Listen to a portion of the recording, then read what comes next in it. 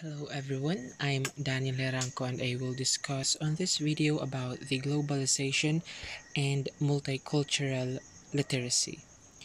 Globalization and multicultural literacy under the OECD Global Competence Framework. OECD refers for the Organization for Economic Cooperation and Development. OECD is an intergovernmental economic organization that works to build better policies for better lives. It was founded on 1961 at Paris, France, and their goal is to shape policies that foster prosperity, equality, and opportunity and well-being for the other.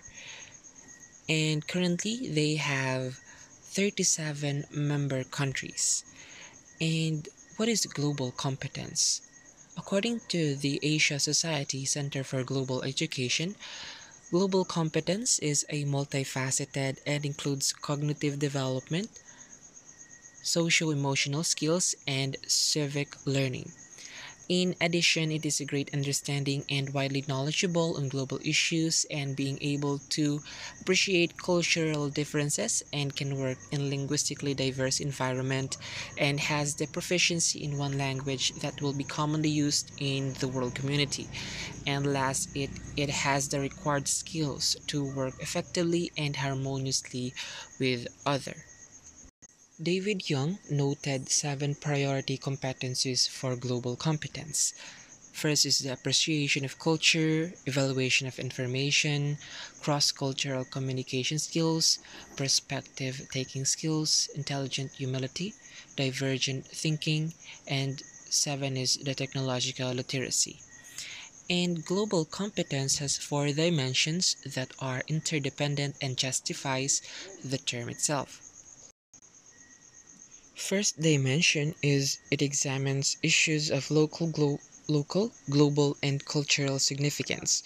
Second is understand and appreciate the perspectives and worldviews of others. Third is engage in open, appropriate, and effective interactions across cultures. Fourth is take actions for collective well-being and sustainable development.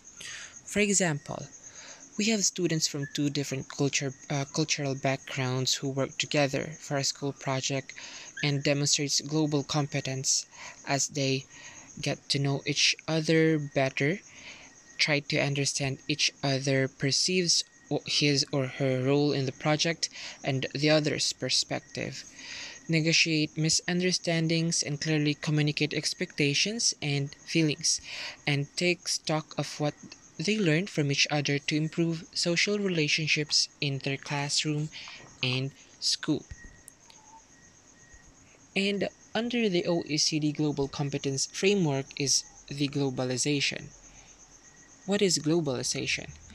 Globalization, according to the World Health Organization, is the increased interconnectedness and interdependence of people and countries and is generally understood to include 2 interrelated elements. In short, the speed of movements and exchange of human beings, goods and services, capital, technologies, or cultural practices all over the planet. And for us, 21st century teachers, how globalization affects the education. The teaching methods are interconnected and widespread. Access to schools has been enhanced, and because of that, students are increasingly becoming prepared for multinational roles. It closes down cultural barriers with people of different backgrounds intertwining. And because of students are working in a cultural environment, they acquire new knowledge and thus make sense of new and unfamiliar situations. Students are more prepared to face adversity or circumstances they wouldn't necessarily run into when receiving a more localized education. And globalized education also enhances teamwork and the exchange of ideas among students. And as teamwork is crucial in the academic and business world alike, learning to actively contribute is an asset for students.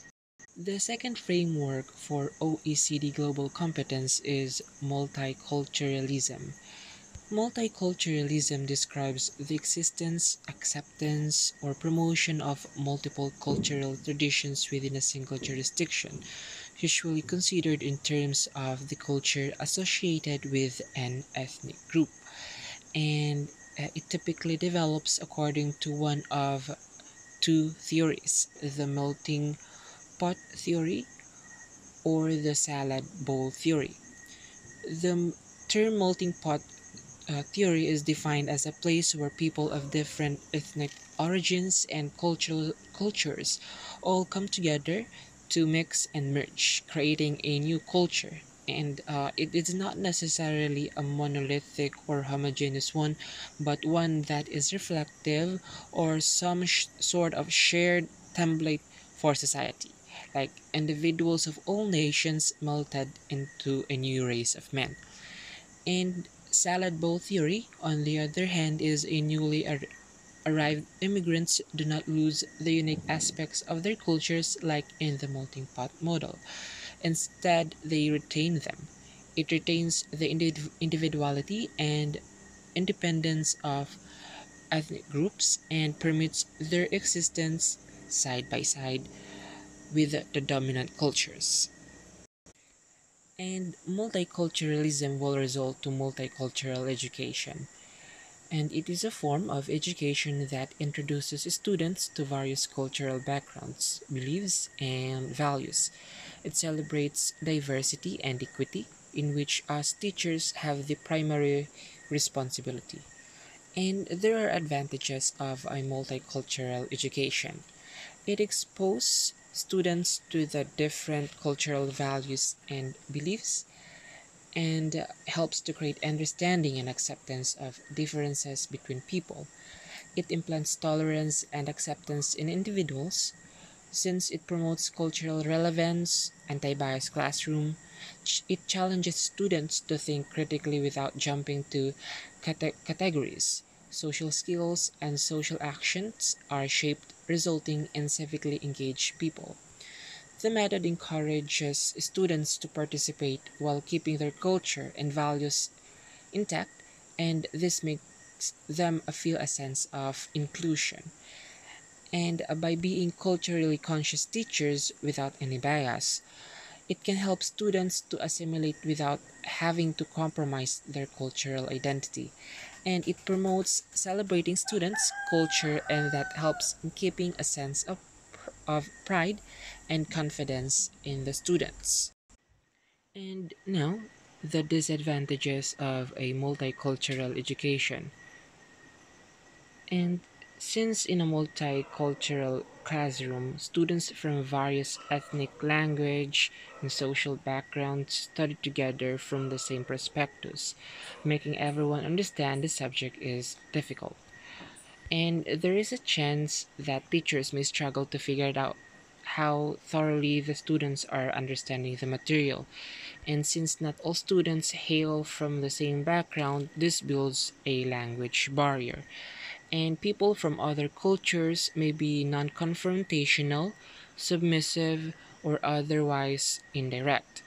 And teachers in a multicultural classroom must be prepared to handle the conflicts and miscommunications that tend to arise among the students from different cultures, have different values, beliefs, traditions, assumptions, and behavioral patterns. And the third framework for OECD global competence is the intercultural communication. And first is we have to identify what is communication. Communication is, in Latin, is communicare or communicare, which means to share or to make common. It is also defined as a process by which information is exchanged between individuals through a common system of symbols, signs, or behavior. And since and it is a connection that engage between participants, which includes different process. And uh, writing was the first known communication to be recorded around 3200 before Christ in Iraq and Egypt. And culture came from the Latin word cultura, which means cultivation or cultivated land.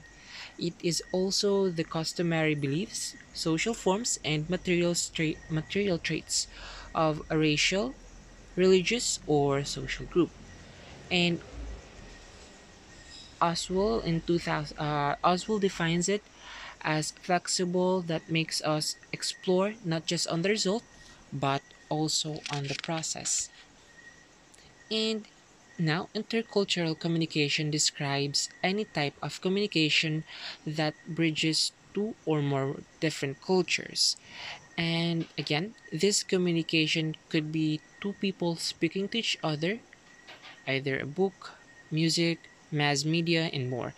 And it could even be two governments exchanging information. And why is there a need of intercultural communication?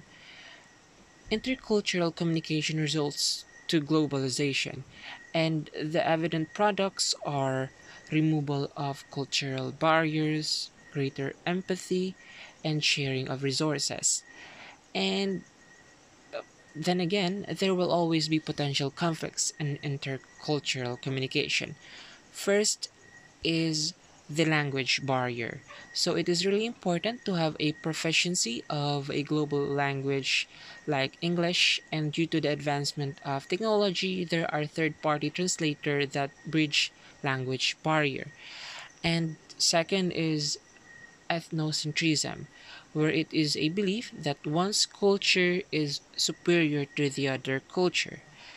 And with all of this, it will lead us to a harmonious life in a multicultural communities, thrive in a changing labor market, use media platforms effectively and responsibly, and support the sustainable development goals.